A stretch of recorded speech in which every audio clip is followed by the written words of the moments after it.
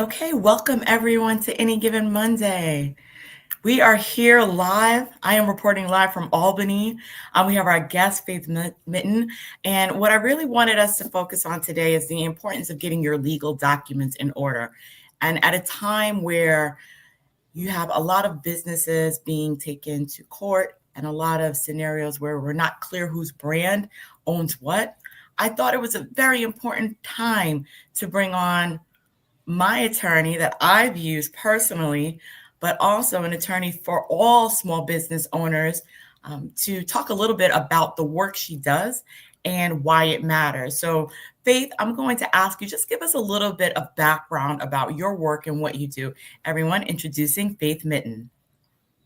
Thank you so much, LJ. I'm really happy to be here and to be able to share with your audience what I do and why it's important for them to consider as a business owner. So, I'm a trademark attorney. I own a firm here in New York City that just practices trademark law. That's all that we do. And if you're not familiar with what a trademark is, it is simply legal protection for the brand identity of a brand. And if you're not familiar with the concept of a brand identity, it's really important, one that you should become familiar with.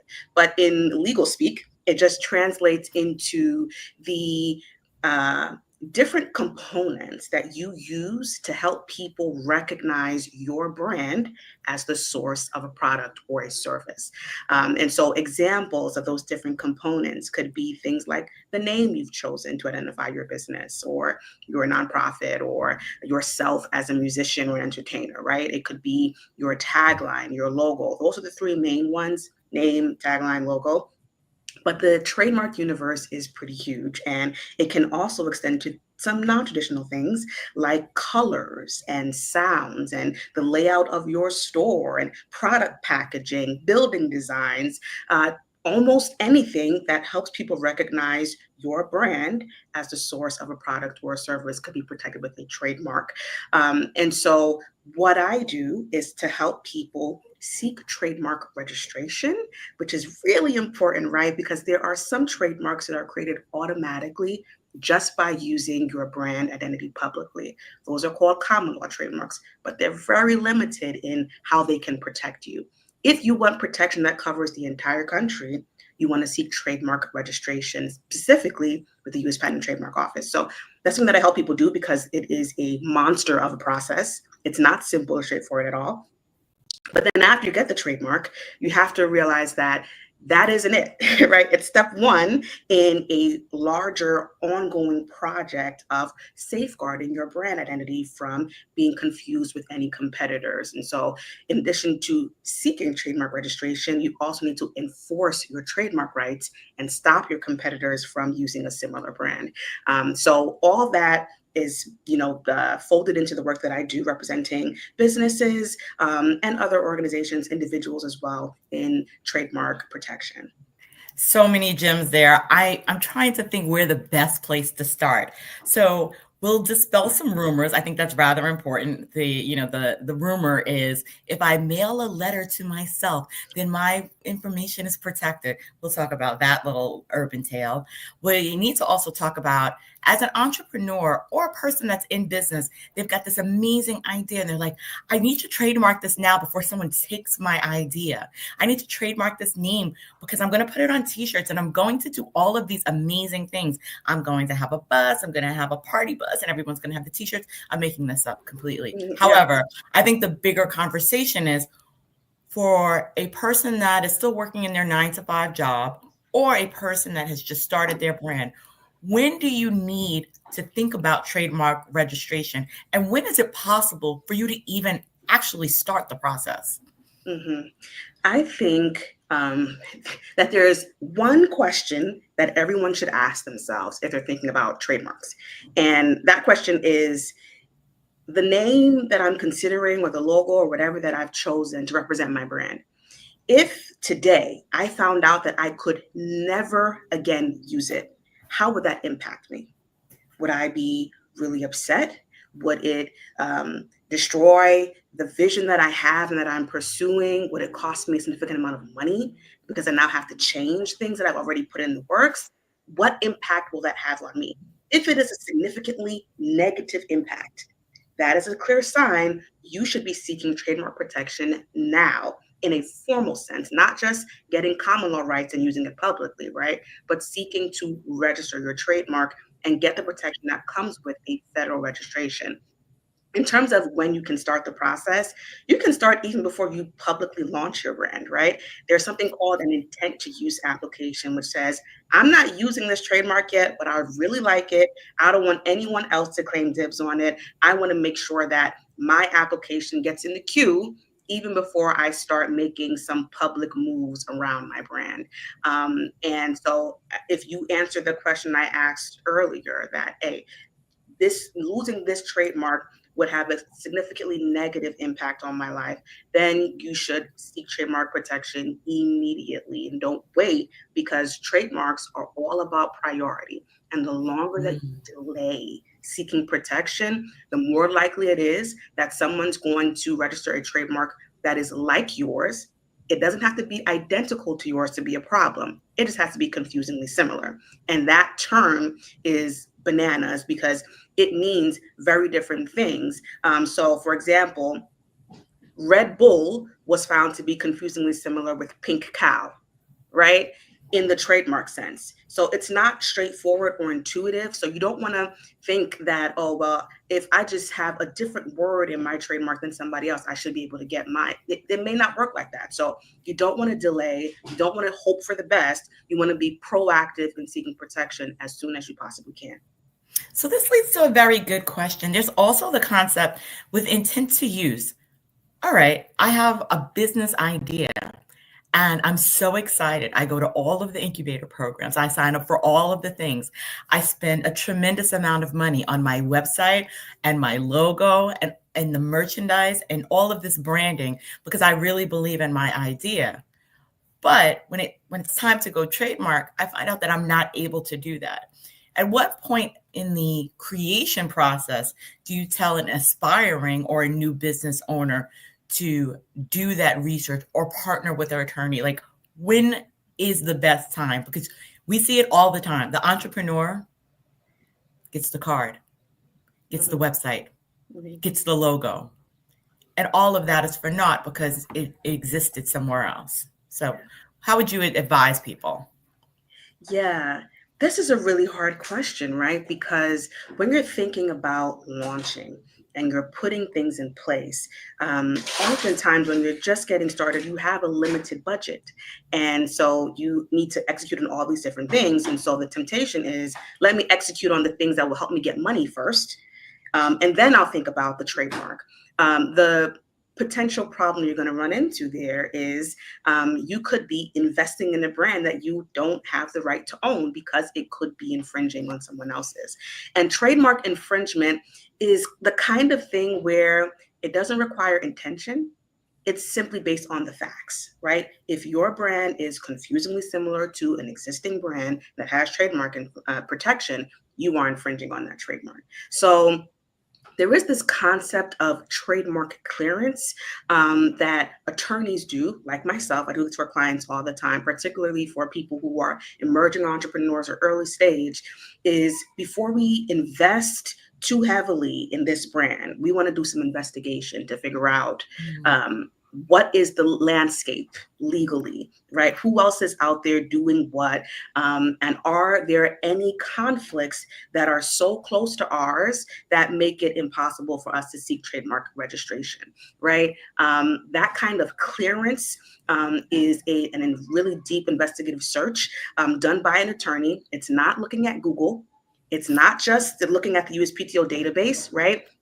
There is an art and almost a science to figuring out what is a trademark conflict. And so I think, and I would make the recommendation for any entrepreneur that if you're going to start something new, you want to build a business, before you invest in your brand too heavily, you want to have an attorney do a trademark clearance search for you to identify if there are any problems. And then if there are no problems with that name or tagline or whatever you selected, the next step right away is to file your trademark application. Don't wait, because clearance searches are time specific. They're time limited. The results are only good for a particular window. So if you do your search today, you find no conflicts, and then you want to wait 6 months to file an application. In that 6 months, someone else has started a new business or a new project or whatever, and now they have a trademark that's out there already, which is building rights, common law rights, which are, or even have filed an application, which is going to be problematic for you. So do your clearance search with an attorney early, build that into your budget for getting your business off the ground. And then once you do the search, find that it's clear, then immediately file your trademark application. I think one of the things you just shared that was very critical, build it into your budget up front. It's not an afterthought. Think about all of the filing fees, but think about trademarking at the very beginning of the process. Oftentimes, our business owners, maybe they're non-committal. Like they want to do the business, they want to start it, but there's still fear and concern, maybe this won't work and I don't want to put it out there to the government, which is kind of a backwards way to think about it, but it's a challenge. Like when you're committing, you're filing the LLC or the corporation, whatever legal formation you're going to choose, but then you're getting this website. It's not a loss to actually make sure you have the budget to also do the trademark application. Now, I want to take a step back. How did you get into this work? What made you say, entrepreneurs, let me save you some time, effort, and pain? Because that's what I'm thinking, that you're saving them personally. Because there's nothing more than a nightmare of having a closet full of t-shirts to find out you can't have that name. Yeah, I personally have always been drawn to entrepreneurship. I come from a family of entrepreneurs, and so I knew that I wanted to be an entrepreneur myself, which is why I started my law practice. And then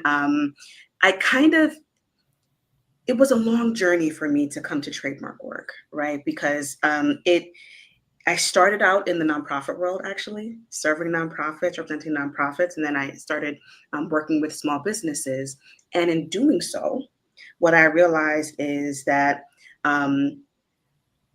small businesses, in terms of how they envision their future and their long-term goals, they struggle with figuring out how to identify themselves. And that is a key issue in what causes some small businesses to fail, right? They never figure out who their target audience is, what specific problem they're solving, and how to communicate that in a way that's going to resonate with their audience.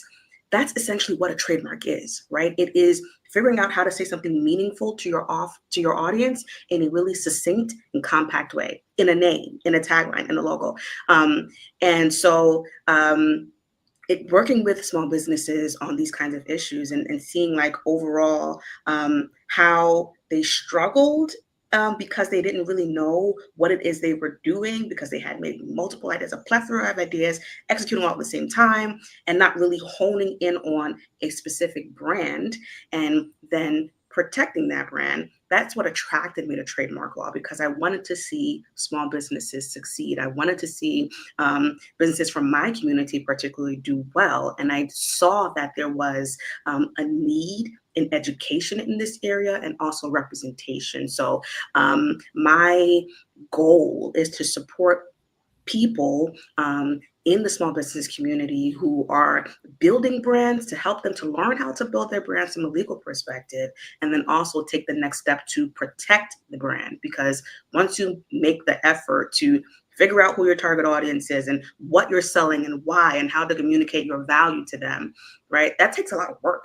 That's blood, sweat, and tears. Why forfeit that because you haven't taken the legal steps to protect it? So that's why I chose trademark law and why I do what I do. I love that. And I think this is a good segue into true or false, fact or fiction. True or false, I come up with my brand, and if I mail myself a letter, then that's evidence of use. True or false? Because that is my favorite urban tale. Yeah, that's definitely false. You'll see that also. People say that in the copyright context. They'll say a poor man's copyright is that you print off whatever you've created, whether it's a book or an article, you mail it to yourself, and that's your copyright. And it's this idea in intellectual property that you don't have to follow the legal procedures in order to seek protection. These things are 100% myths, and you should not ascribe to them. The ways to get trademark protection are: one, to begin using your trademark publicly in the sale and marketing of your products and services. Like I said before, that's called a common law trademark.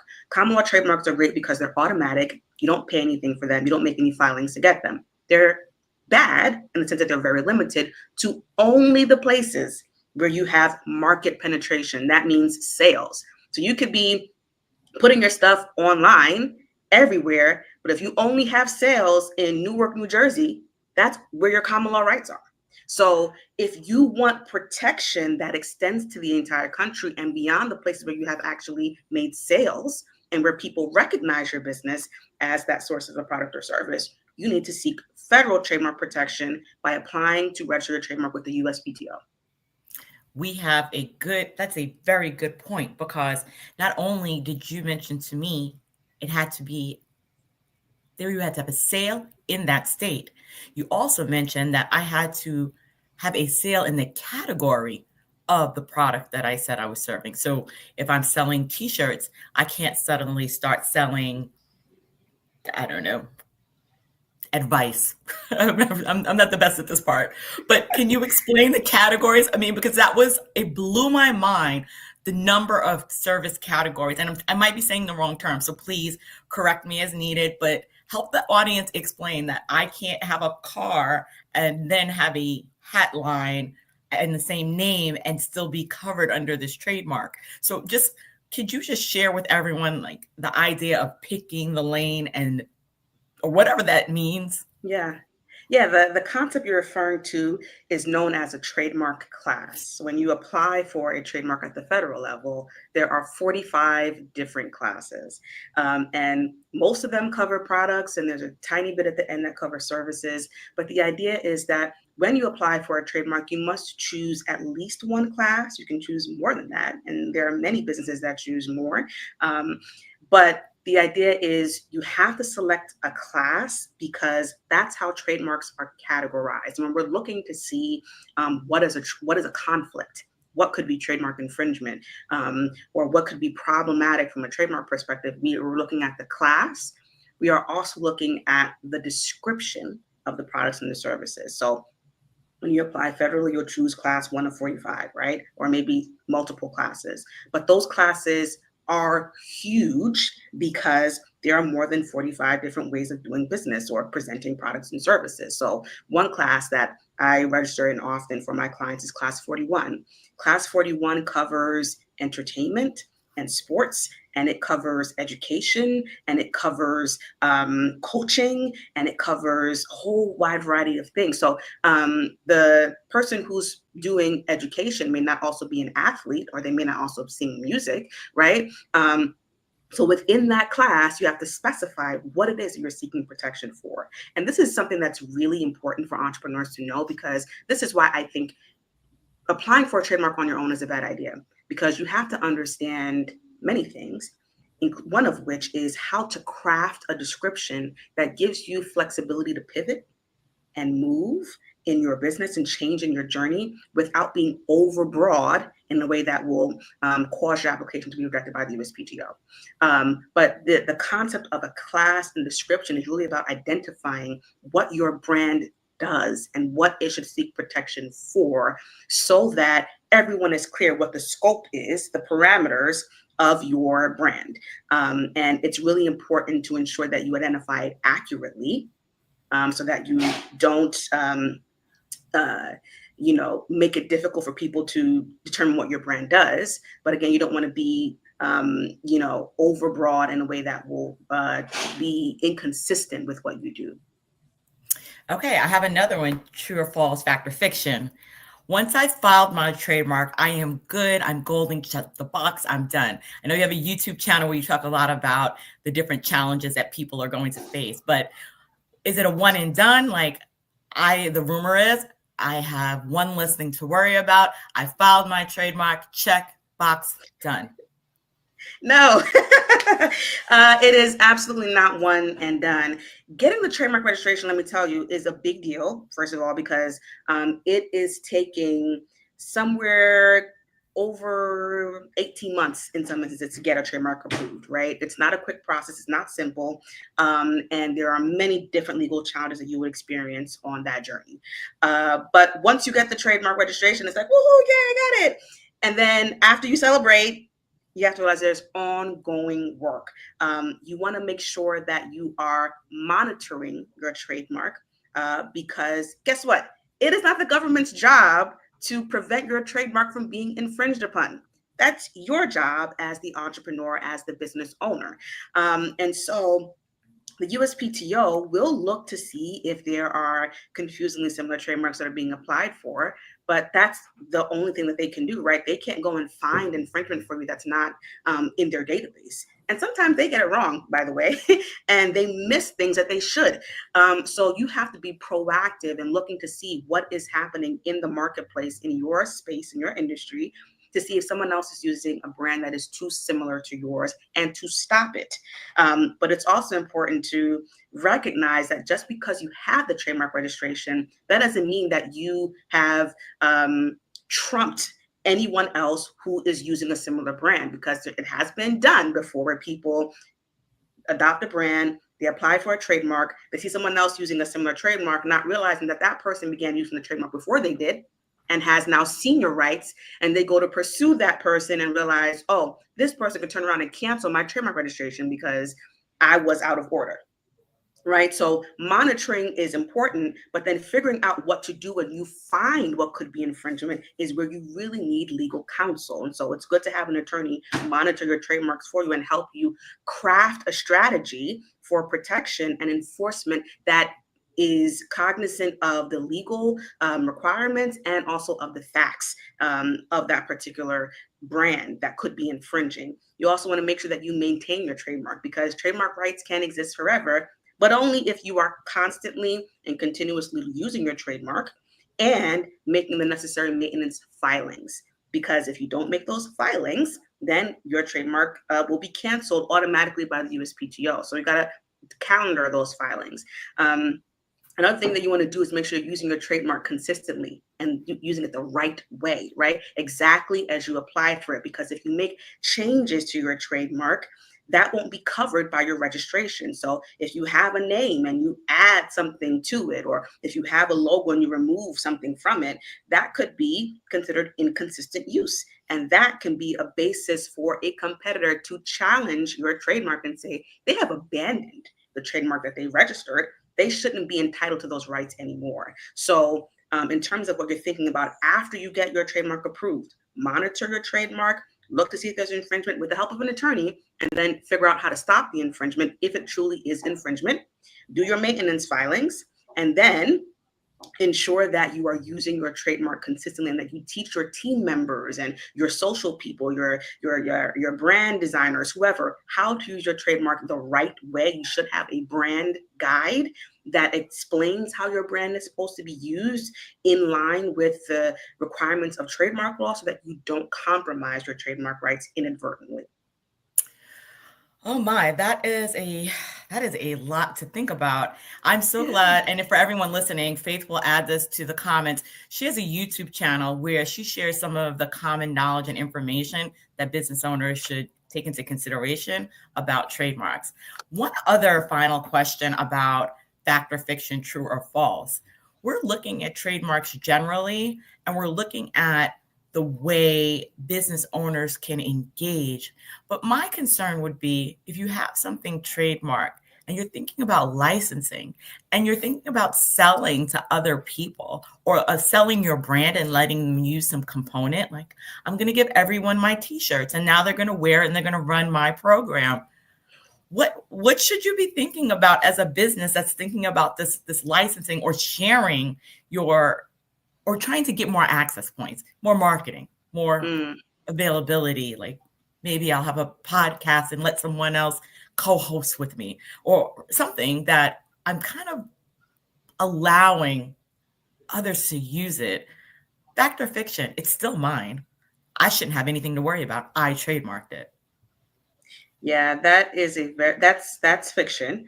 Um, and it's a very slippery slope. And this topic I can spend all day on because it is highly complex when you're thinking about how you allow others to use your trademark. Yeah, it is typically called a license.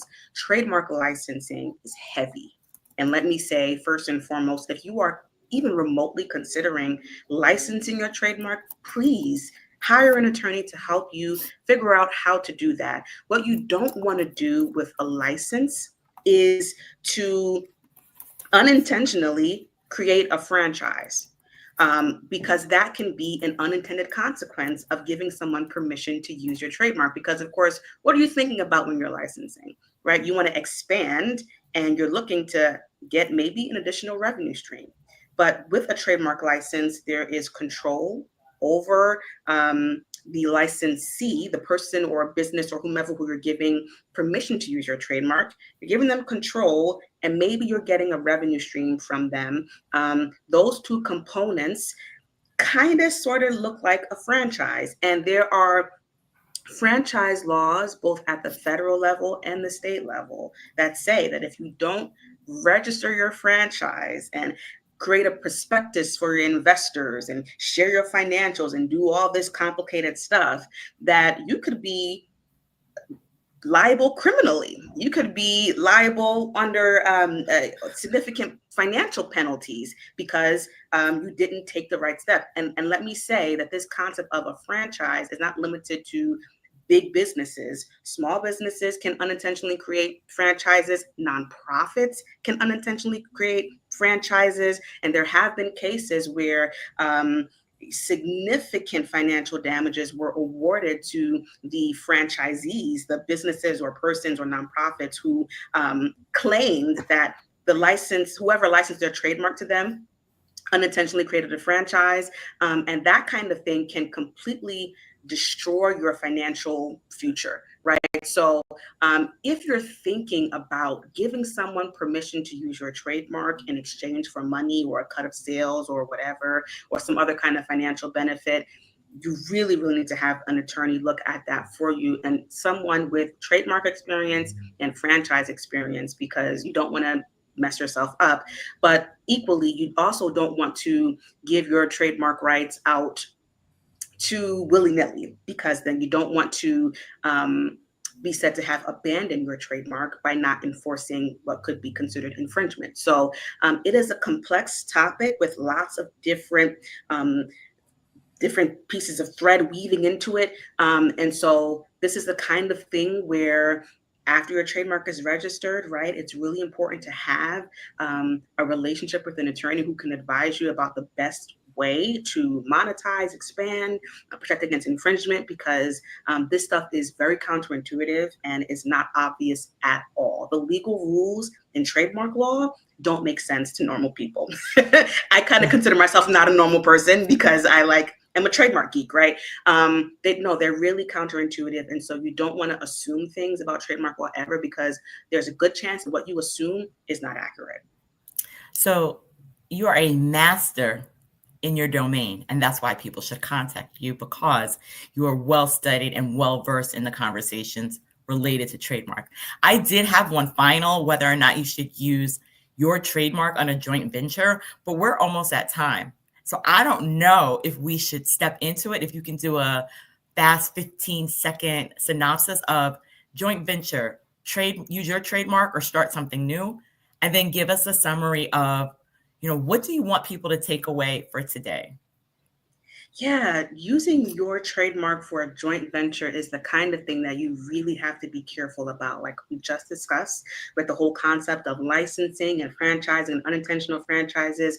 You want to ensure that you're not violating any principles legally that could cause you to, create that franchise unintentionally. So, and then you also don't want to risk your trademark by having your joint venture partner do something that is going to be detrimental to your brand and reduce your brand reputation. So you may want to consider developing a different brand altogether for that joint venture, or having at least very clear relationships spelled out in writing about what the joint venture partner can do and who's responsible for what. And maybe you only use your branding and they don't. Like, you really want to have something clear in writing about that relationship, and always consult your legal counsel. You don't want to sign any term sheets about the joint venture until you've hired legal counsel and had them reviewed it, right? Because those term sheets can be binding sometimes, even if it says it's not a binding agreement, right? You want to be careful about how you pursue those kinds of things. So joint ventures are really complex. You want to think about holding companies and all that other stuff. Seek legal counsel to help you figure out what to do in that scenario. What was the second part of your question? Final takeaways, because we are at 30 minutes, and to give everyone something to think about, how to contact you, and one final takeaway from Faith Mitton. And shout out to Sister Biz. We met because of Sister Biz and the importance of having networks and communities. So shout out to Makisha Booth, who created the Gold Digger program and weekend to really sit down and work on your business in a room full of other powerful, dynamic women. And that is how Faith and I connected. So shout out to Makisha and Sister Biz out of Denver. Yes. So takeaway, what is your big takeaway or thing that everyone should know, and how to contact you? Yeah, I think that it's important for entrepreneurs who are interested in trademarks to know that there may be lots of pressure to DIY something with a trademark, particularly with trademark applications, because that's where your trademark journey starts, right? After you get the trademark, there are all these other things you can do. But I want people to know that a trademark application isn't as simple as filling out an online questionnaire. That document creates and limits your legal rights, and it can be the basis for infringement suits or other kinds of disputes. And you don't want to just file anything, because what you file becomes record permanently. And there are many traps for the unwary in the trademark application process. So if you're thinking about trademarks, please consider hiring an attorney, because there's lots of information online, lots of misinformation too. And I don't want you to compromise what you are building because you decided to take the easy route, right? If the brand that you are building is something that's meaningful to you, that you think is going to be financially successful, that's going to have a significant impact on the world, on your community, wouldn't it be wise to entrust that brand to the hands of someone who's experienced and knowledgeable about how to protect it, rather than adding brand protection and trademark law and learning all the ins and outs of it to your already lengthy to-do list, right? Entrust that to someone who knows what they're doing, so that you don't jeopardize the future of your brand and the security of what you're building. And I would love to connect with you. That's something that you're interested in. I work with clients all the time from all over the country, all over the world. There are different aspects of trademark law that are international as well. So if you want to connect with me, I'm going to drop my consultation link into the comments. You can also contact me through my website. I have tons of information available through YouTube, through my blog. And I would encourage you, if you're interested in learning about trademarks, please reach out to me or check out some of the resources that I have available online through my website, through my socials. I'm always posting, because I always love to educate people about this stuff, because there's so much to learn and to know and to become accustomed to. Thank you so much, Faith, for your time. This has been excellent. And everyone listening, get yourself trademarked. Use a trademark attorney, and maybe profitable. Yes. Thank you so much, LJ. Thank you.